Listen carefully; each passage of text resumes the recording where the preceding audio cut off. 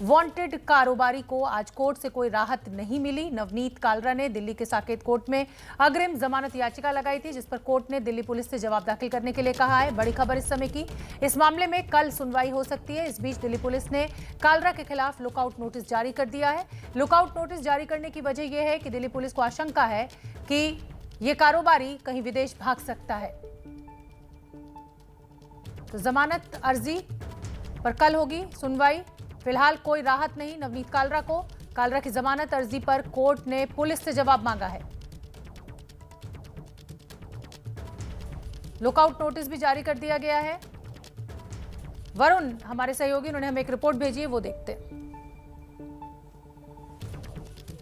इसको इस बात की आशंका है कि नवनीत कालरा बचने के लिए विदेश भी भाग सकता है। यही वजह है कि पुलिस ने उसके खिलाफ लुकआउट सर्कुलर जारी किया है। ये पूरा का पूरा मामला मंगलवार का है, जब पुलिस ने ऑक्सीजन कंसंट्रेटर बरामद किए थे।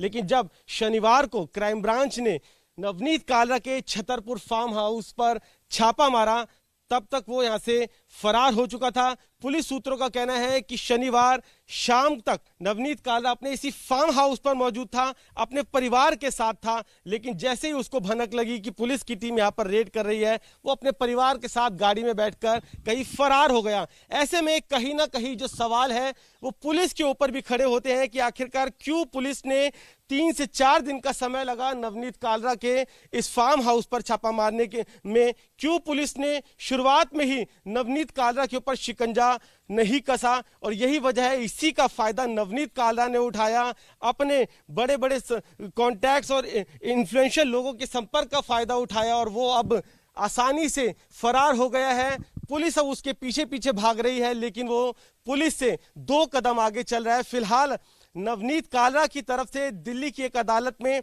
एंटीसिपेटरी बेल भी लगाई गई है, जिस पर सुनवाई कल होगी। लेकिन कहीं ना कहीं इस पूरे घटनाक्रम ने पुलिस को कटघरे में खड़ा किया है, क्योंकि साफ है कि अगर पुलिस ने शुरुआत में ही नवनीत कालरा के ऊपर शिकंजा कस लिया होता तो वो इस तरीके से भागने में कामयाब नहीं होता।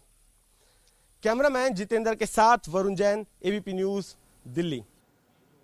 कुल मिलाकर इस कारोबारी पर एक्शन में देरी को लेकर दिल्ली पुलिस सवालों के घेरे में नजर आ रही है। कालरा को गिरफ्तार करने के लिए दिल्ली पुलिस ने लुकआउट नोटिस जारी किया है, मगर सवाल ये उठ रहा है कि जब कालरा के रेस्टोरेंट से गुरुवार और शुक्रवार को हुई छापेमारी में ही कालाबाजारी के सबूत मिले थे, तो पुलिस ने उसी वक्त उसे क्यों नहीं पकड़ा?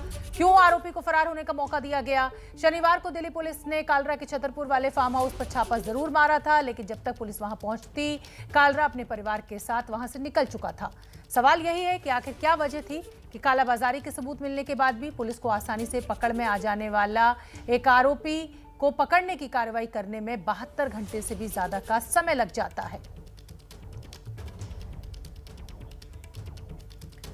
तो बड़ा सवाल यही है, लेकिन बड़ा सवाल यह भी है कि इस तरीके से ऑक्सीजन कॉन्सेंट्रेटर अगर एक कारोबारी बाहर से मंगाता है भारत में बेचने के लिए, तो क्या वो एक अपराध है? ये भी देखना होगा। हालांकि इस कारोबारी की तलाश है, कोर्ट से जमानत पे अभी कोई राहत मिली नहीं है इस कारोबारी को। लेकिन सवाल ये भी उठता है कि जो कालाबाजारी की बात पुलिस की तरफ से रखी जा रही है, क्या वो सच में कालाबाजारी है? अगर बिल काटकर ये कॉन्सेंट्रेटर्स बेचे जा रहे हैं, सिर्फ मुनाफाखोरी की जा रही है, तो क्या जो मुकदमे लगाए गए हैं वो सही है? ऊपर से नवनीत कालरा अगर अभी तक पुलिस की गिरफ्त में नहीं आए, तो सवाल कहीं ना कहीं पुलिस के काम करने के तरीके पर भी।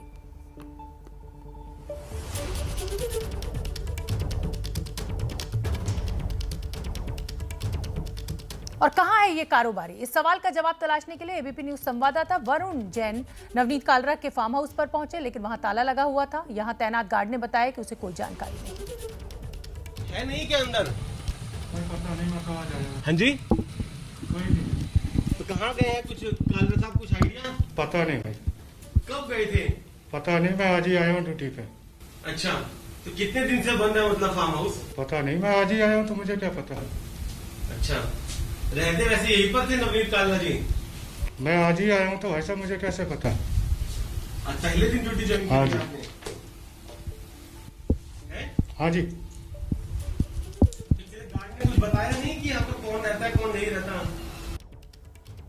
हमारे साथ हमारे सहयोगी वरुण जैन इस पूरी खबर पर ज्यादा जानकारी के साथ जुड़ रहे हैं। वरुण, पहला तो अपडेट यही है कि कोर्ट से कोई राहत नहीं मिली है, पुलिस से जवाब मांगा गया है, लेकिन मैं ये समझना चाहती हूँ कि इस कारोबारी के खिलाफ जो मुकदमा दर्ज किया गया है, क्या बाहर से कॉन्सेंट्रेटर्स मंगाकर प्रॉफिट कमाकर भारत में बेचना अपराध है? क्या धाराएं लगाई गई हैं?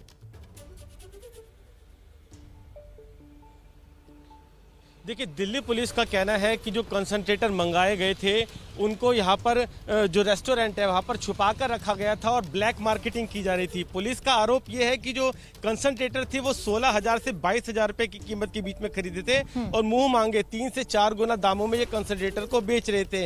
इसी और पैंडेमिक के समय में इस तरीके से 3-4 गुना दामों पर बेचना ये कानून अपराध है और इन्होंने ब्लैक मार्केटिंग करी है। इन्हीं धाराओं में पुलिस ने ये मुकदमा दर्ज किया। हालांकि कल जो मैट्रिक्स कंपनी के तरफ से जो अपना बयान भी जारी किया गया था, उनके वकील का कहना था कि जो जितने भी कंसंट्रेटर है वो एक ऑनलाइन पोर्टल के जरिए बेचे जा रहे थे। मैट्रिक्स का एक ऑनलाइन पोर्टल है, तो अगर कोई ऑनलाइन पोर्टल के जरिए बेच रहा है, वो ओपन मार्केट में है, तो उसकी ब्लैक मार्केटिंग कैसे हो सकती है? ये उनका अपना पक्ष है। लेकिन आने वाले समय में जब मामला कोर्ट में जाएगा और पुलिस की तफ्तीश पूरी होगी तभी चीजें साफ होगी। लेकिन फिलहाल इस पूरे मामले के पुलिस के काम करने के तरीके में भी तो सवाल खड़ा होता है ना।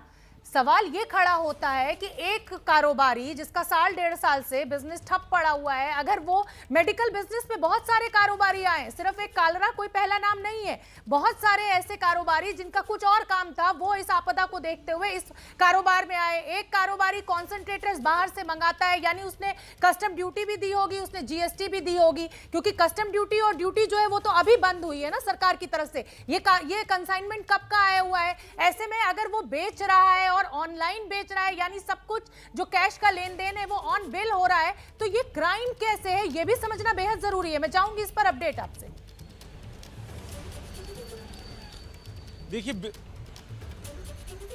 देखिए बिल्कुल, हाई कोर्ट में भी मैट्रिक्स की तरफ से जो पिटीशन लगाई गई थी उसमें उन्होंने यही मांग की है कि सबसे पहले तो हमारे जो कंसंट्रेटर है वो हमें वापस किए जाएं, जिस पर दिल्ली पुलिस ने अभी तक जवाब ये दिया है कि उन्होंने वो कंसंट्रेटर आगे कंसर्न अथॉरिटीज तक पहुंचा दिए गए हैं, वो दान दे दिए गए हैं। जो मैट्रिक्स कंपनी के जो वकील हैं उनसे भी हमारी बात हुई। उनका कहना था कि जो पूरा का पूरा माल है वो बिलिंग के जरिए यहाँ पर पहुँचा और जितने भी कंसंट्रेटर, ऐसा उनके वकील का भी दावा है कि जितने भी कंसंट्रेटर पुलिस ने रिकवर किए हैं वो ऑनलाइन पोर्टल के जरिए बुक हो चुके थे, यानी कि ओपन डोमेन के अंदर उनका पूरी तरीके से माल था। इसलिए पुलिस के जो आरोप है वो सरासर गलत है, ये ब्लैक मार्केटिंग नहीं थी।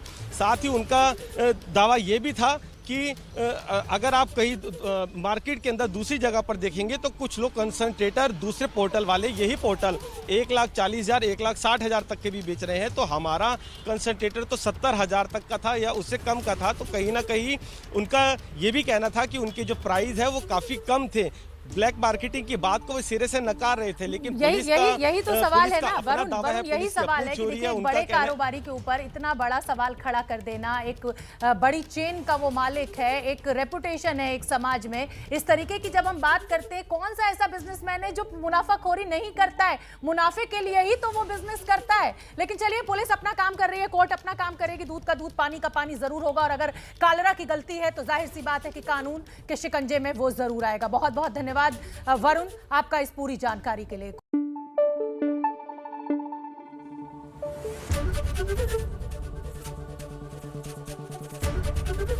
एबीपी न्यूज आपको रखे आगे।